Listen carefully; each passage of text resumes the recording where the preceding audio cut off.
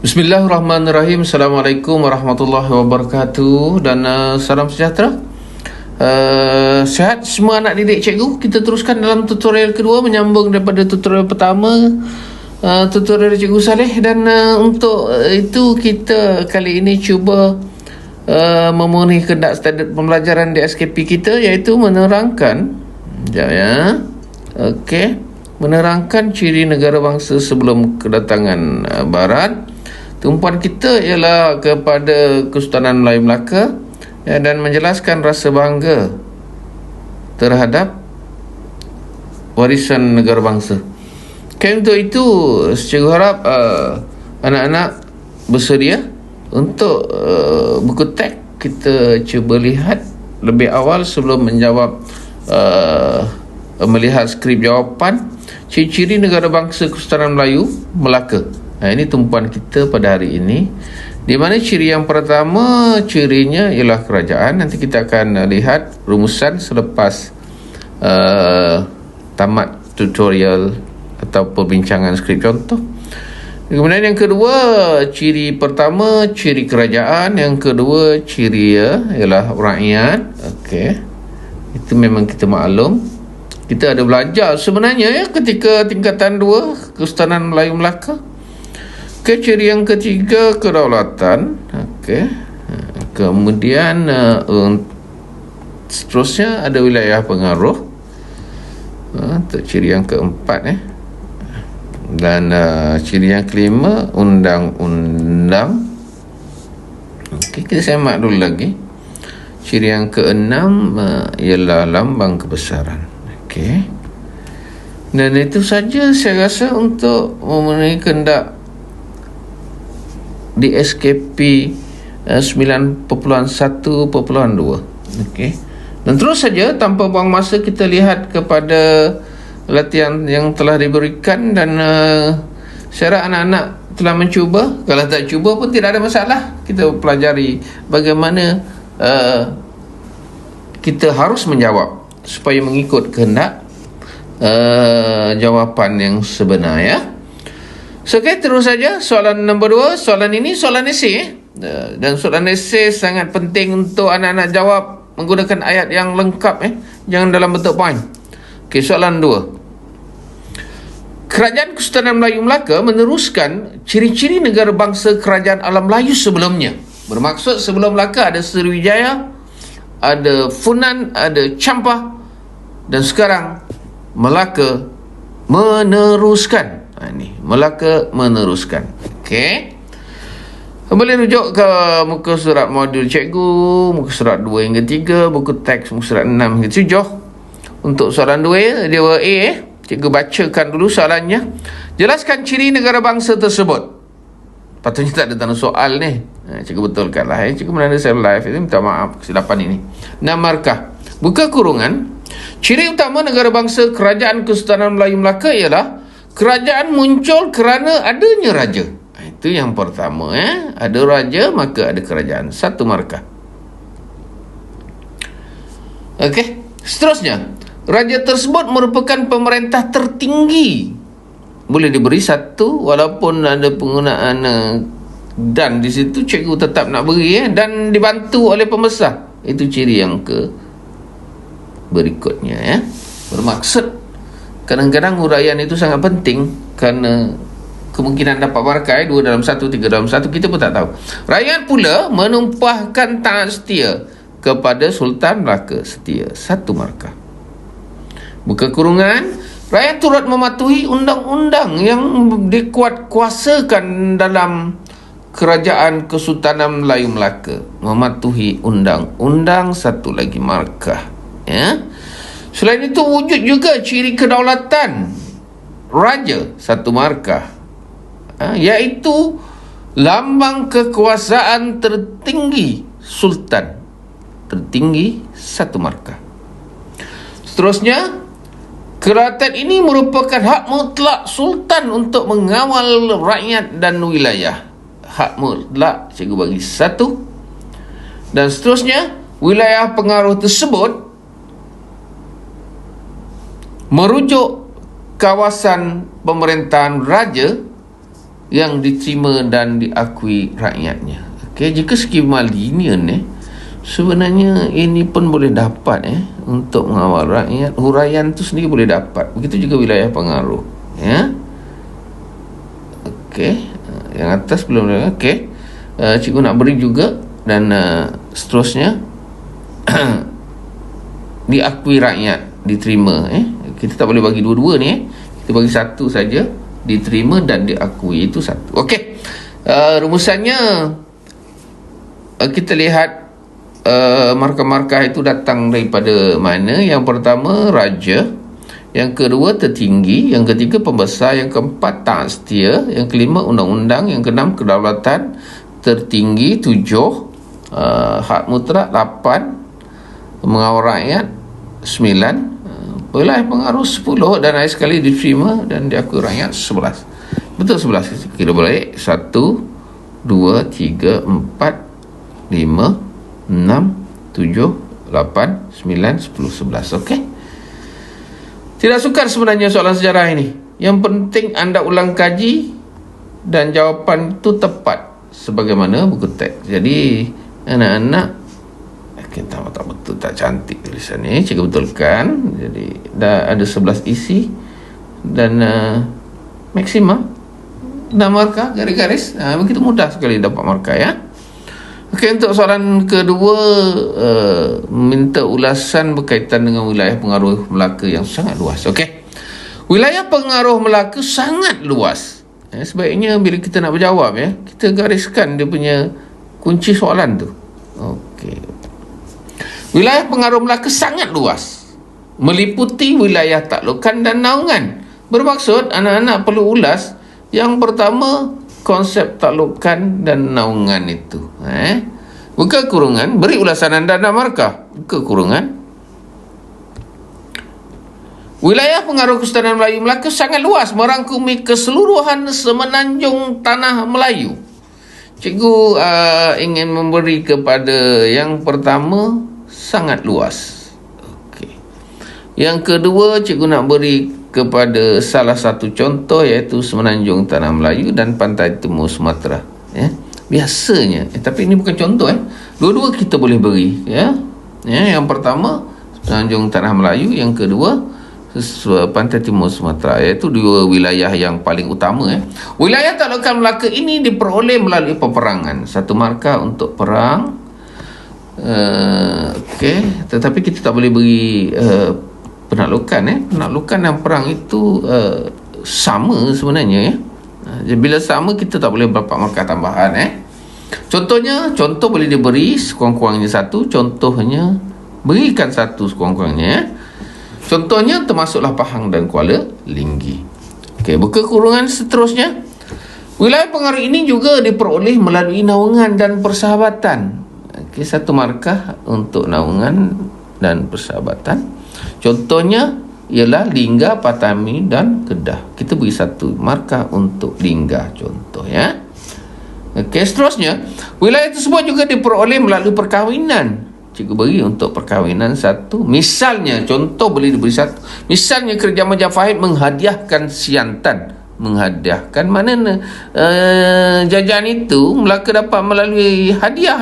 Hadiah yang diberi daripada kerajaan lain. Menghadiahkan satu markah. Okey. Hal ini berlaku kerana Sultan Mansur Shah mengawini Puteri Majapahit. Okey, satu markah. Berapa markah dapat? Yang pertama sangat luas, yang kedua semenanjung, yang ketiga Sumatera, yang keempat peperangan, yang kelima Pahang, 6 naungan, 7 Lingga, 8 perkahwinan, 9 menghadiahkan, 10 mengawini Puteri Majapahit. 10 markah anak-anak boleh dapat maksima, ya. Jadi 6 garis-garis. Saya harap anak-anak faham, ya, konsep cikgu memberi markah, ya.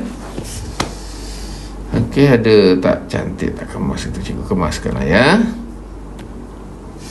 6 markah, garis-garis, ya. Dah ujung sangat tu. So, okey, kita lihat soalan berikutnya. Soalan 2C, soalan kebat sebagaimana tadi, Lain daripada kita cuba memahami ciri negara bangsa tadi, kita fahami konsep rasa bangga melalui soalan kebat ini. Soalan 2C, sejauh manakah rakyat Malaysia berbangga dengan warisan negara bangsanya? Sebaiknya kalau memulakan ayat, kita ambil dari soalan. Maksud cikgu, maksud soalan itu, kehendak soalan itu kita turunkan sebagai jawapan. Okey, buka kurungan. Rakyat Malaysia memang berbangga. Itu masih soalan. Rakyat Malaysia memang berbangga dengan warisan negara bangsanya. Buktinya mereka sedia berkorban untuk negara. Berkorban 1 markah. Mereka juga sayang kepada raja mereka. Sayang dan berkorban benda yang lain. Sayang ni lain. Jadi elakkan menggunakan jawapan yang hampir sama. Sayang pun lain. Jadi saya nak beri untuk berkorban dan sayang ni. Begitu. So, seterusnya bukan itu sahaja. Jika mampu buat penanda wacana ataupun ayat yang baik, silakan. Jika tidak boleh, tak apa. Yang penting ayat lengkap. Jangan bentuk poin. Bukan itu saja. Rakyat sentiasa menumpahkan tak setia kepada raja dan kepada negara dan raja mereka. Kita beri markah untuk tak setia. Okey. Rakyat Malaysia juga mematuhi perlembagaan dan undang-undang negara. Mematuhi. Dan seterusnya, perlembagaan diletakkan di tempat tertinggi dalam melaksanakan undang-undang. Okey. Diletakkan di tempat tertinggi. Sekali kita kena baca tu untuk memberi markah ni. Diletakkan di tempat tertinggi. Okey. Okey. 1 markah tertinggi. Usaha menjaga kedaulatan negara menjadi tanggungjawab semua rakyat. Menjaga kedaulatan. Dan rakyat juga berbangga dengan lambang negara. Berbangga dengan lambang negara. 1 markah. Lagu seperti bendera Malaysia. Lagu Negaraku sebagai lambang negara dinyanyikan dengan penuh semangat. Okey, penuh semangat. Berapa kita boleh dapat Okey, yang pertama kita dapat daripada berkorban, kemudian sayang, yang ketiga setia, yang keempat mematuhi perlembagaan, yang kelima diletakkan tempat tinggi kedaulatan, 6 berbangga, 7 akhir sekali penuh semangat, 8. 1, 2, 3, 4, 5, 6, 7, 8. So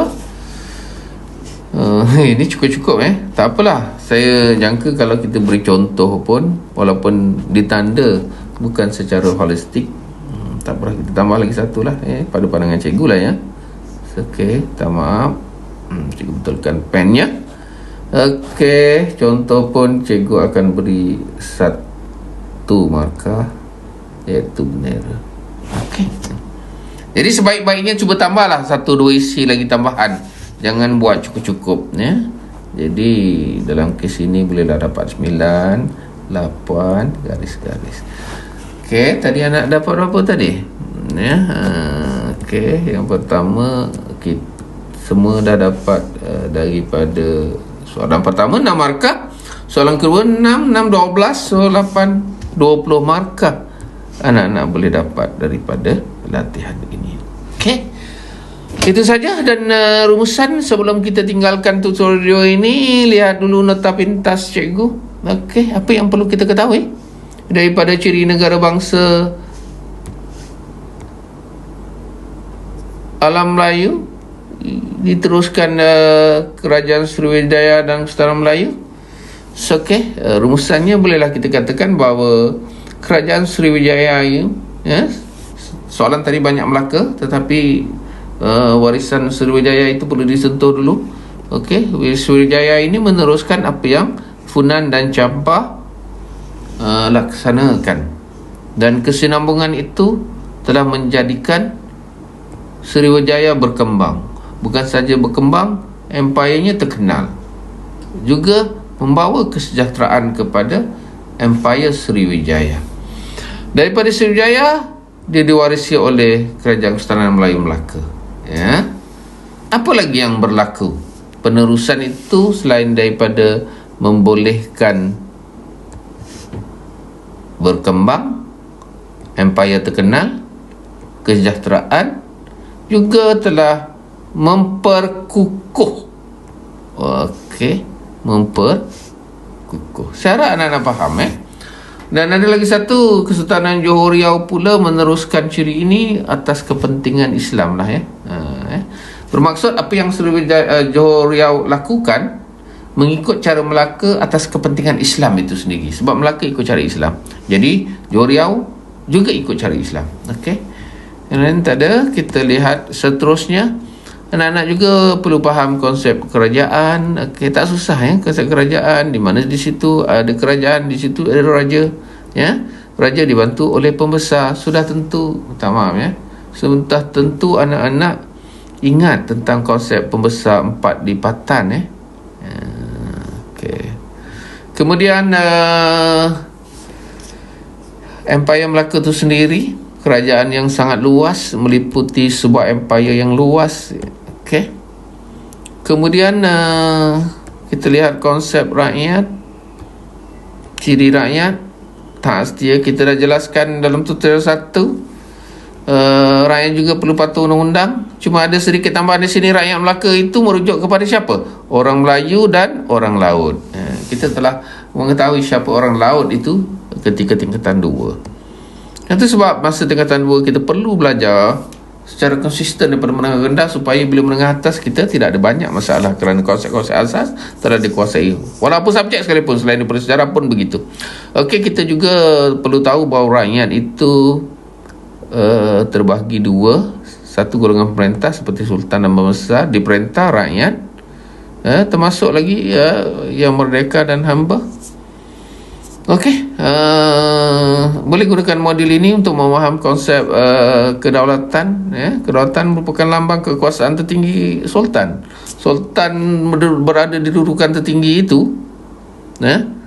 menunjukkan dia berdaulat. Berdaulat juga kerana diakui oleh kerajaan lain, kerajaan asing, termasuk China. Dinasti Ming mengiktiraf kedaulatan Melaka pada masa itu. Selain daripada itu, wilayah pengaruh, wilayah pengaruh sangat luas lah daripada tanah Melayu, Sumatera, memang sangat luas wilayah pengaruh Melaka ketika itu. Dan sedikit kita perlu pelajari macam mana nak meluaskan pengaruh. Bukan penaklukan saja ada cara yang tanpa mengerah tentera, dengan cara menjadi negeri naungan, perkahwinan dan sebagainya. Undang-undang sebagaimana kita maklum, di Melaka ada undang-undang hukum kanan Melaka, undang-undang laut Melaka, sebagaimana yang kita pernah pelajari di tingkatan 2. Okey, ada lambang kebesaran Kesultanan Melayu Melaka, antaranya ada contoh di situ, seperti ada istiadat warna kuning, nobat, regalia, cap mohon dan sebagainya. Okey, dan cikgu nak sambung sikit aja lagi di situ untuk membezakan wilayah taklukan dan wilayah naungan. Cikgu pelan-pelan sikit ni. Wilayah taklukan ialah wilayah yang didapati melalui peperangan dengan Pahang contohnya, dan akhirnya kemenangan itu telah menjadikan Pahang jajahan Melaka. Naungan pula sebaliknya tidak melibatkan peperangan, sebaiknya melalui perkahwinan atau persahabatan, contohnya Linggar, Patani, Kedah, di mana kalau perkahwinan berlaku, wilayah akan menjadi luas. Sebagaimana contoh kalau kita lihat dalam buku teks ada, kerajaan Majapahit menghadiahkan Siantan kepada Sultan Mansur Shah kerana mengahwini puteri Majapahit. Okey, itu saja. So, kita akan bertemu dalam tutorial akan datang. Tutorial akan datang berkaitan dengan sistem pentadbiran dan undang-undang. Anak-anak boleh bersedia. Jika ada modul, silakan untuk menjawab soalan-soalan maksud keunggulan, mengapa sistem pembesaran empat lipatan penting, dan ada satu soalan kebat, bagaimana sistem pentadbiran pusat dan jajaran kerajaan Somali dilaksanakan. Bukan soalan kebat juga ni semua sekali soalan fakta. Okey, itu saja, jumpa lagi. Assalamualaikum warahmatullahi wabarakatuh dan salam sejahtera. Terima kasih.